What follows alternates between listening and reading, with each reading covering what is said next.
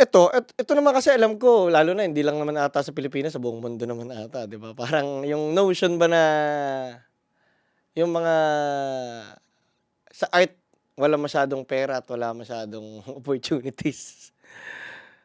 Para Mm. sa'yo ano naman yung common struggles ba ng isang Pinoy artist? Common struggle. Common struggle yung ano, limited yung na-avail na kagamitan. Gets, dahil? Bukod sa ano, ay major reason kasi mahal eh. Mahal, oo, totoo.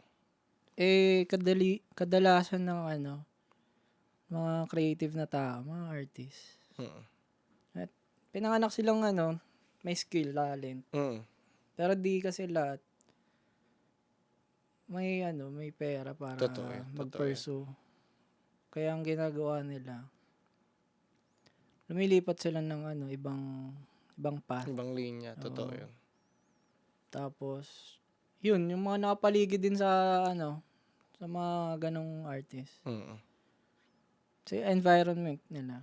Kasi, kung yung tao sa paligid nila hindi supportive dun sa ano, sa path na yun. Mm. Wala na yun, down na yun. Totoo. Oo. Pero ang ano ko rin din diyan siguro, kung talagang tiwala ka sa ginagawa mo at mahal na mahal mo kahit Oo.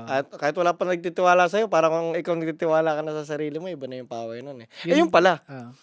ba't nga despite sa struggles, pinili mo pa ring mag full-time artist? Yun.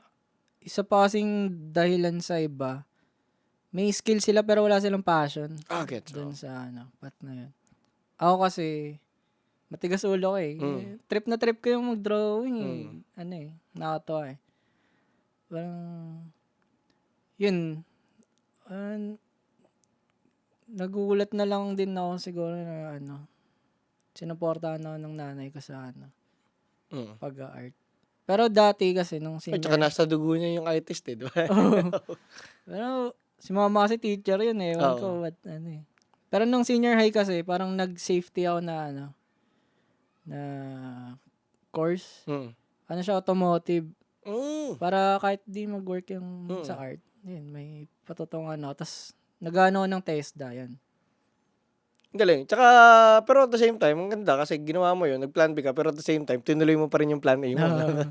And maganda, natuloy-tuloy mo Mm. talaga. Tsaka pero hindi ka pa tapos ng college, 'no? Di pa, di pa. Kung isipin mo hindi pa siya tapos, oh, pero kumbaga pinagkakakitaan na, 'di ba? Medyo. Paano pa pagka lalo pang pagka-graduate at lahat-lahat na, 'no? Ay, sure na yun sana. Mm.